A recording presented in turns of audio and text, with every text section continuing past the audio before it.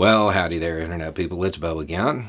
So today we're going to talk about Ukraine because it got loud last night. So we're going to provide a general overview of what happened and kind of catch everybody up on what happened overnight. And then we're going to answer a couple of basic questions that came in. Okay, so the obvious question to start off with is, what did it look like? The most likely option for something full scale.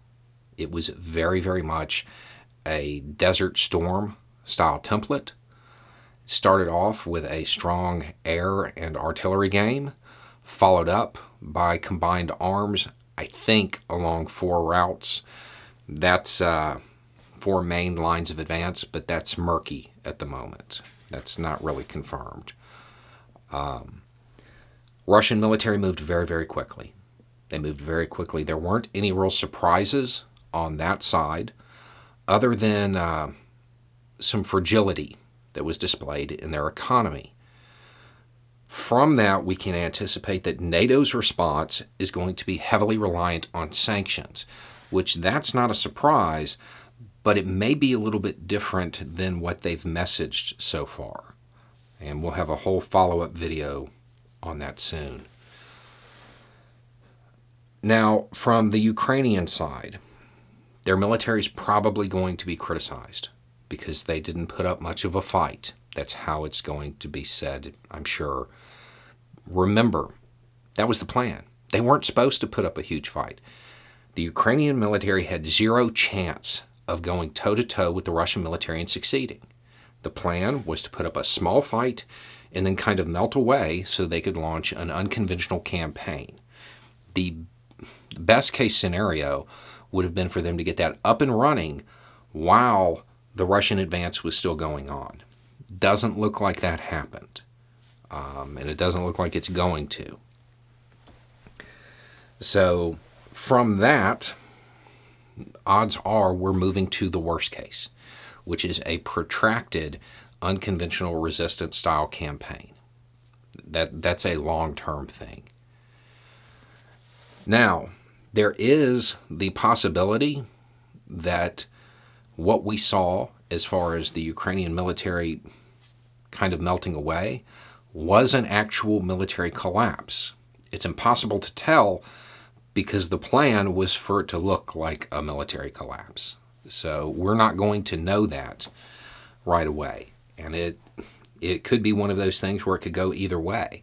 It's up to Ukrainian leadership to kind of galvanize those troops who melted off and did what they were supposed to.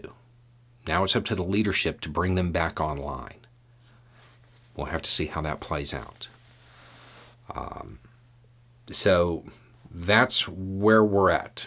That's what's occurred at time of filming. This video probably won't be released for another couple hours, though. So there will be more developments in the meantime. One of the questions that has come up repeatedly is whether or not Russia is going to advance beyond Ukraine into other countries, particularly NATO countries. That's incredibly unlikely for a bunch of reasons. The first, when you're talking about NATO countries, that would be a mistake. Russia doesn't want to tangle with all of NATO. If they move into a NATO nation, an attack on one is an attack on all. That is incredibly unlikely. Now, as far as non-NATO nations, also unlikely with one exception, and we'll get to that. But NATO estimates suggest that Russia has at their disposal roughly 190,000 troops. For comparison, in 2003, when the U.S.-led coalition went into Iraq, it had about 180,000. The populations of Ukraine and Iraq are pretty similar. They don't have the manpower for much else. We've talked on this channel about what it takes to take and hold land as far as personnel. They don't have the troops to do much else. The one exception to this is Moldova, because it has a very small population. and there is a pretext there for them to get involved.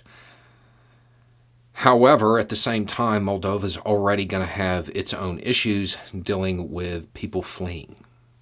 So I'm not sure that Russia would want to get involved with that right away. But that may be something that they're looking at as dessert rather than as part of the main course.